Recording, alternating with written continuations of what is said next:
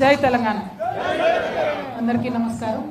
ఇంత మంచి కార్యక్రమానికి నన్ను ఆహ్వానించినటువంటి హైదరాబాద్ స్కూల్ పేరెంట్స్ అసోసియేషన్ సంబంధించిన వెంకట్ సాయినాథ్ గారికి, కృష్ణలత గారికి, షేతాజ్ గారికి, అట్లానే గౌరవనీయులు ఎంవీఎఫ్ ఫౌండేషన్ వెంకటరెడ్డి సార్ మరి వాళ్ళ సభకు అధ్యక్షులుగా కూడా ఉన్నారు వారికి, అట్లానే CRPF state convener Janardhan sir గారికి, పీడిఎస్యు బ్రదర్ నాగరాజ్ గారికి, నవీన్ గారికి, ఏఐఎస్ఎఫ్ నుంచి పుట్ట లక్ష్మణ్ గారికి, మదర్స్ అసోసియేషన్ నుంచి భాగ్య గారికి, తెలంగాణ ఆడపిల్లల సమానత్వ సాధన వేదిక నుంచి మానస గారికి, ఏపీఎస్ఏ బస్వరాజ్ గారికి, హెచ్పిఎస్ అలుమ్ని నుంచి కొండలరావు గారికి, వరప్రసాద్ గారికి, అట్లానే టీపీఏ నుంచి తెలంగాణ పేరెంట్స్ అసోసియేషన్ నుంచి రాచకొండ మల్లేష్ గారికి, ఆల్ ఇండియా ట్రైబల్ జేఏసీ నుండి ఆర్ రవీంద్ర నాయక్ గారికి, ట్రస్మా నుండి డాక్టర్ మంచాల వంటి నాయకులు ఉన్నారు. మా స్టూడెంట్ అసోసియేషన్గా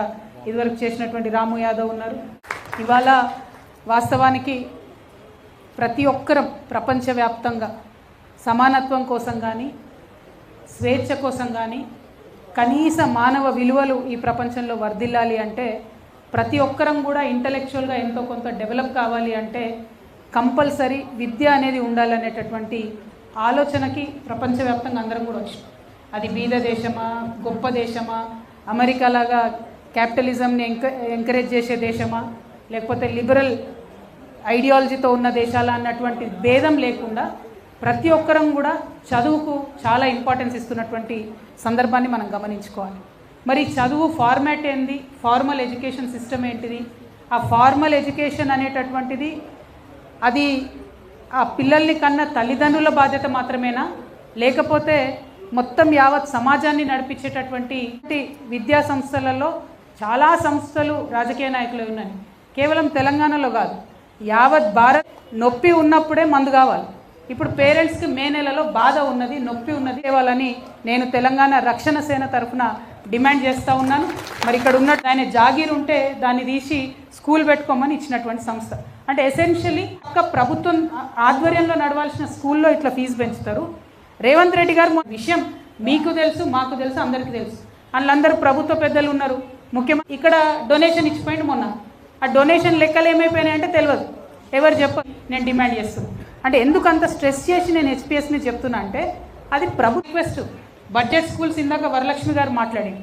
బడ్జెట్ స్కూల్స్ అనేటటువంటి చాలా మినిమం ఫీజుతో నడిచేటటువంటి స్కూల్స్ ఉన్నాయి, ఎథిక్స్తో నడిచేటటువంటి స్కూల్స్ ఉన్నాయి. మాత్రం మేము కొట్లాడతామనే విషయాన్ని ఈ సందర్భంగా తెలియజేస్తున్నాం. మరి గౌరవ ముఖ్యమంత్రి ప్రదర్శన పెడదాం.